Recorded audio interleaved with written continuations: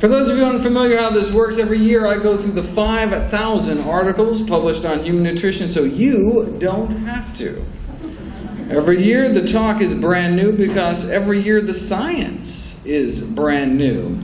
I then compile all the most interesting, the most groundbreaking, the most practical results into a quiz show format. In a few moments I'm going to ask everyone to stand up. We'll play a few games. If you get the answer right, you get to remain standing. If you get the answer wrong, you need to sit down. And we'll keep going to see who the last person is standing. The prize this year is a new CD-ROM I created containing 1,000 of the latest, greatest scientific articles on nutrition, your own personal nutrition library on a disc.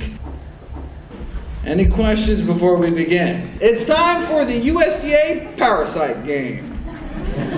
Every year, the U.S. Department of Agriculture tests our retail meat and our animals, see how infested our animals are with these parasites. And it's up to you to guess just how infested. Greater than 50% or less than 50%. First up, detection of Sarcocystis parasites in retail beef. This is what it looks like actually in the meat. And then this is under a microscope cut cross-sectionally so you can see what you may be eating. Okay, greater than 50%, less than 50%, what do you think? Greater than. We think a greater than? Greater. We got a greater? Greater. 3 graders, and 3, let's see.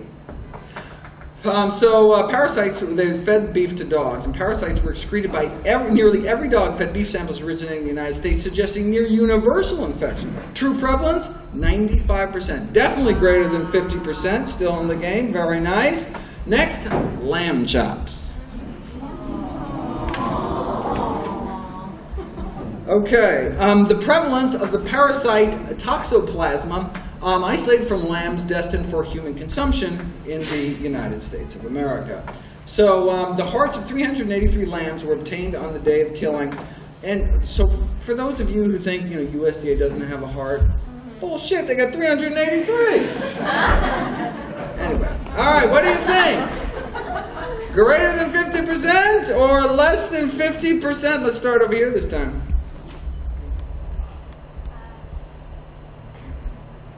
We'll come back to you. It's okay. What do you think? We got a greater? We got a greater. They're going greater. I don't know. Okay, we got 3 graders, and thankfully, 3 wrong answers. Only 1 in 6. Only 1 in 6 lambs are infected. But the bad news is that 10% of the American population is infected with this brain parasite, which means that probably a few people in this room actually have a battle going on inside your skulls between this Toxoplasma brain parasite and your immune systems. And it's been linked to bipolar, Parkinson's, and schizophrenia. But most people's immune systems can keep it at bay, but should your immune system start to slip and you're infected, it can travel from your brain into your eye, infect the back of your eyeball. This is what it looks like. This is what it looks like in the brain of an adult. You get these lesions. And this is what it looks like. This is what this parasite does to the brains of our children. Pregnant women in particular should not be eating undercooked meat. But let me just address the safety of properly cooked meat. Last year, a novel method was found for the detection of fecal residue on poultry carcasses by using this fancy technique. In a processing plant, a metal hook is used to to pull out the intestines. And so commonly the skin on chickens is contaminated by ruptures of the digestive tract during the evisceration process that can expel what they call internal content. Internal content which can end up on the carcass but be picked up by this laser scanning. So, what percentage of U.S. chicken carcasses is contaminated with fecal matter? 100%. 92%. I mean, come on. So 92%. So 9 carcasses out of 10 has this fecal matter. See, that's the problem with, at least with pigs and cows, people don't eat the outside of them. But see, the problem with eating chickens and fish is by eating the skin itself, you're much more likely to get this kind of fecal contamination. Don't try this at home. Okay, that's why people need to cook the crap out of it, literally. But 70 years ago, Swedish researchers found that if you fed roasted horse muscles to mice, they came down with cancer. We now know what this cancer-producing substance is. It's called the heterocyclic amine, according to the National Cancer Institute. These heterocyclic amines are carcinogenic chemicals formed from the cooking of mussels, such as mussels of fish or chickens, turkeys, pigs, cows, formed from the building blocks of the mussel itself when exposed to high temperatures. We're talking barbecuing, grilling, frying, that kind of thing. 17 different such heterocyclic amines have since been identified, and if you're a speed reader, you can see that those people eating medium well-done meat actually have significantly higher cancer rates than people eating medium rare meat because of these cooked meat carcinogens. But you know, you're really not supposed to eat rare meat anymore because of the risk of food poisoning. So you're kind of like, you know, cancer or E. coli. You know, the traditional target of these cooked meat carcinogens has been breast cancer. But we now know that these cooked meat chemicals are neurotoxic as well. So researchers last year looked at meat consumption and something called essential tremor, which is one of the most common neurological conditions in the world. You'll see, I saw someone in the subway this morning, they kind of go like this, starts in the hands, usually in people's 40s, but they can actually spread to the rest of the body, become quite debilitating, and we never knew what caused it. Until now, at least for men. Men were the only ones studied in the study. Men eating the most meat in this study had over 20 times the odds of coming down with this neurological condition for the rest of their lives. Now, just to illustrate how dramatic that is, a 20-fold increase in risk is if you a pack-a-day smoker for 20 years, your risk of getting lung cancer is only 13 times that of a lifelong non-smoker. So you smoke literally 100,000 cigarettes, 13 times more likely to get disease, but eat a lot of meat and 20 times more likely to get this neurological condition. In the United States, though, it's really the children that actually have the highest levels in their bodies, probably because they're just so small. And these cooked meat chemicals may play a role in our childhood asthma epidemic as well. Two things seem to do it: smoking in the home and this grilled meat intake. So they recommend, public health authorities say, look, two things: no smoking in the home when there's children, and also reduce the intake of grilled meat by children so as to reduce their exposure to these carcinogens. Now, warnings about meat in general kind of vague. Where are these carcinogens found the most? Let's get everybody up to answer this. Are we talking a Whopper, a Big Mac, pan-fried chicken, lamb chop, pork chop, grilled salmon? Who thinks it's a flame-broiled burger? Raise your hand. Who thinks it's pan-fried burger? Who thinks it's the chicken breast? Who thinks it's the lamb chop, pork chop, grilled salmon? Grilled salmon, good guess. But beating out even grilled salmon, number 2, chicken, in terms of carcinogenic contamination. Not everybody on that one. Very nice. Look at this. All right. Now, chickens aren't the only things that are roasted, though. What about coffee beans? Yeah.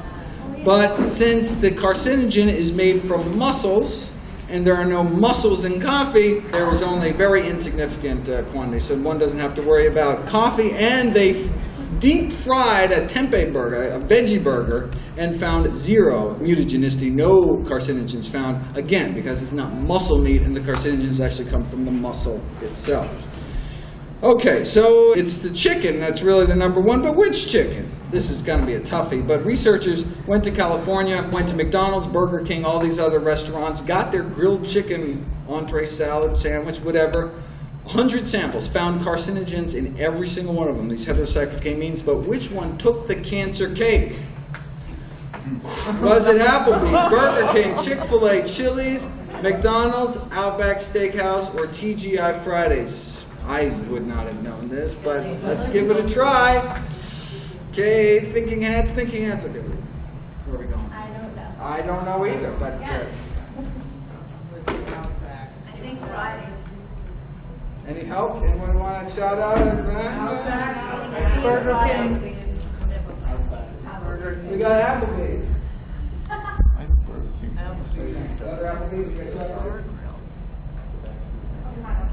Okay, we'll come back to you. What do you think of Burger? Burger King. Fridays. TGI Friday. TGI Friday. Outback. We have McDonald's.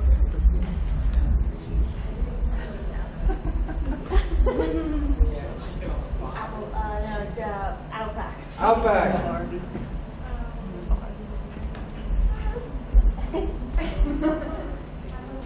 We got an Applebee's and another Applebee's, and we have a winner. Unbelievably, this is a toughie. Way above the other ones. It turns out to be that Cobb salad at TGI Fridays. Yeah. Oh, congratulations. I don't actually have to leave now, do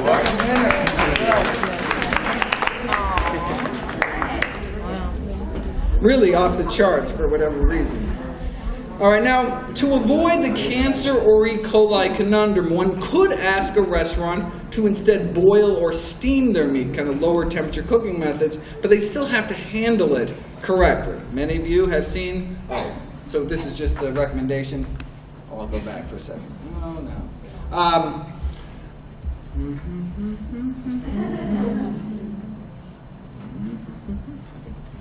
Sorry. This is the summary of the study, just saying obviously simple steps, such as reducing or avoiding the consumption of grilled chicken products. That's the strategy to reduce your intake of carcinogenic or mutagenic toxins. You have seen these. So even if they boil or steam your meat, they still have to handle the meat correctly. All right, well, researchers at the University of Iowa sent trained observers into 16 restaurants in the Midwest to see how well our food service personnel, how often and how well they washed their hands as they prepared our food. How did they do? Let's get everybody up to find out.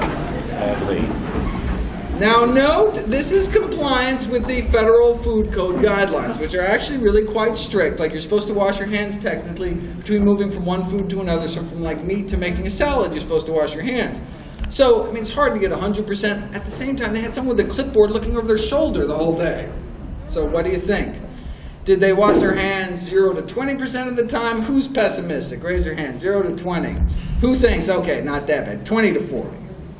40 to 60. 60 to 80. And anyone have some 80 to 100? Anybody? No. All right, well, you're right. It's not 80 to 100. But it's not 60 to 80 or even 40 to 60. I think it's 0. Ready for this? Oh! Thus, there was 0% compliance. 0% compliance with the recommendation for hand washing procedures.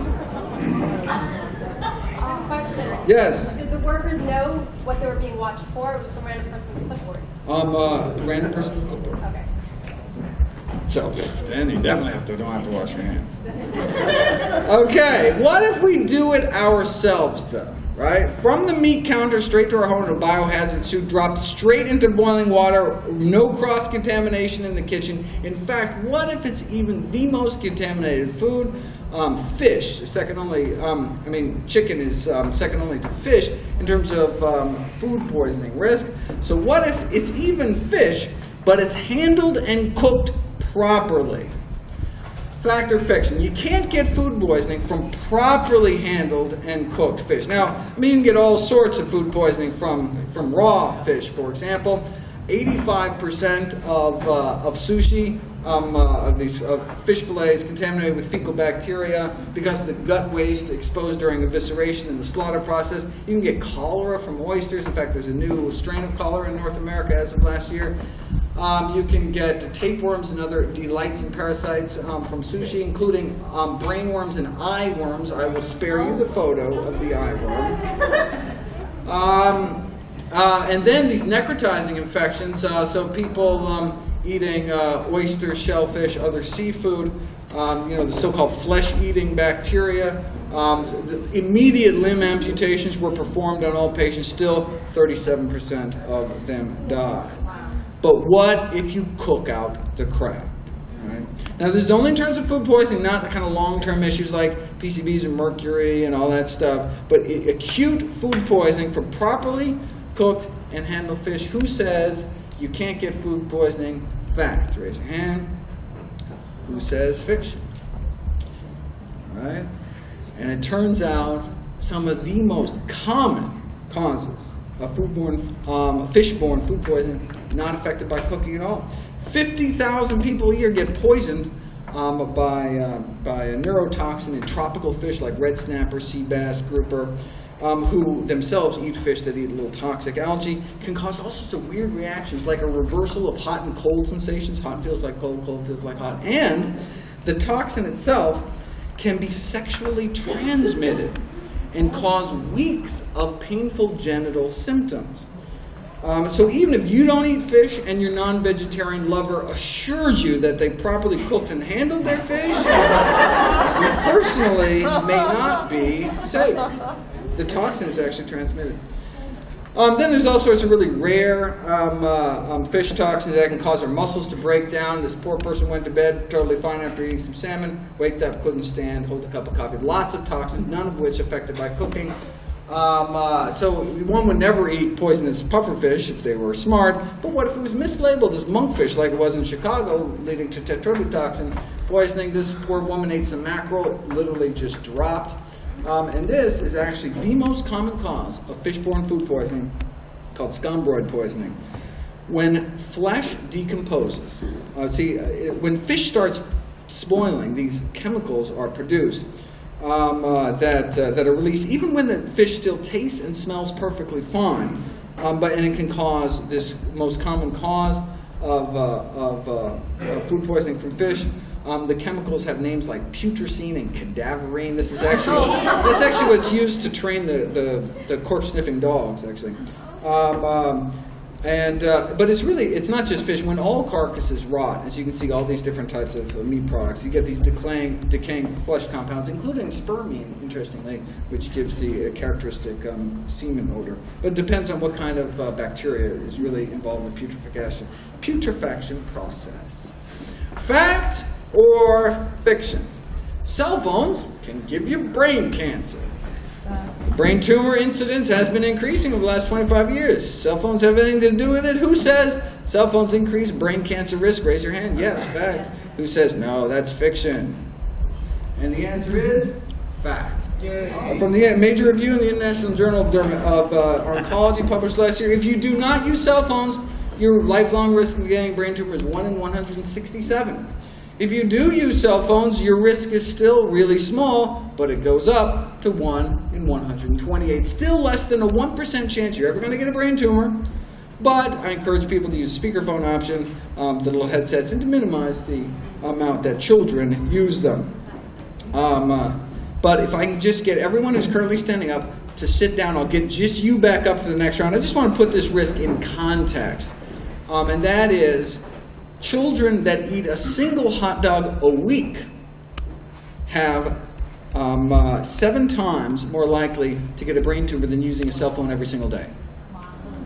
And in fact, one serving of these cured meats every week increases the risk of childhood leukemia by 900%. Diet is the #1 cause of cancer. Diet is the #1 cause of cancer. Therefore, cancer is a preventable disease, but it does require major lifestyle changes.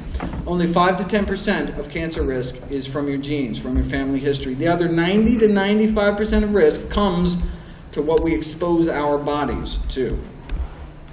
Of that 90 to 95% here in the United States, tobacco is about 1/4 of the risk. And particularly among people with AIDS, there's a number of infectious causes of cancer. But if you combine obesity and alcohol into diet, you can see that the majority of risk really in the United States is diet-related. And if you don't have AIDS, and if you don't smoke, nearly your entire cancer risk is from diet, and everything else, the cell phones, the x-rays, the air pollution, all fits in to that 10 to 15%. Right? So for non-smokers, cancer risk is almost entirely diet. Anything about our diet in particular?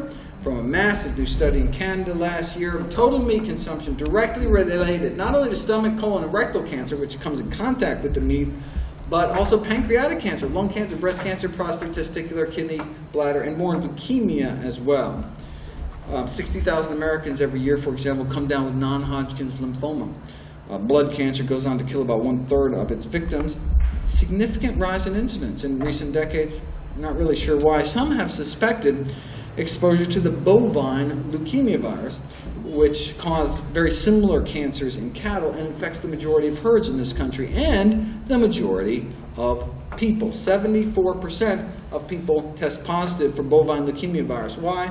From exposure to meat and dairy products. But it may not just be eating animal products, though. Those that handle raw meat for a living actually come down with unpleasant conditions with names like contagious pustular dermatitis. And there's actually a well-defined medical condition known as butcher's warts, which affects those that handle raw meat, including fish and chicken, for a living. In fact, even the wives of butchers have significantly elevated cervical cancer risk, which is a cancer which we know is associated with wart virus exposure. So, first study of its kind, researchers looked at farmed animal exposure as a risk factor for human non-Hodgkin's lymphoma. To be fair, though, there's also feline leukemia virus.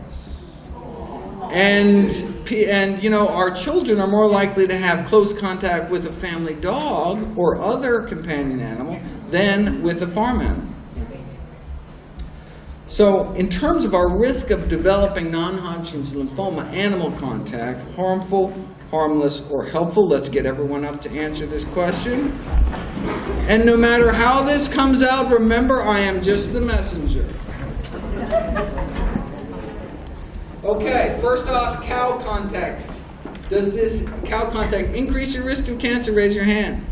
Who thinks it does not increase your risk of cancer? Anyone thinks it's protective against cancer? Increases your risk of cancer. What about pig contact? Who thinks it increases your risk of cancer? Who thinks it does nothing to your risk of cancer?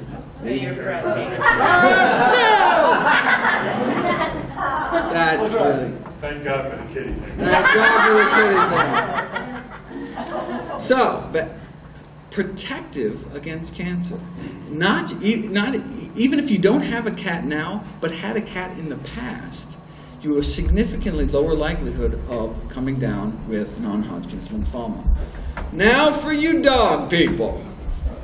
Canine companionship. Who thinks having a dog increases your risk of cancer? Who thinks having a dog has nothing to do with your risk of cancer? Who thinks having a dog decreases your risk of cancer?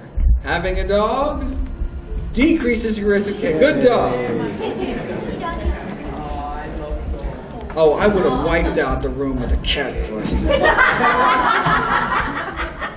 All right, what about other companion animals like corn-loving hamsters, rodents in the house? Who says harmful? Who says harmless? Who says helpful? And the answer is helpful. Decreases your risk of cancer.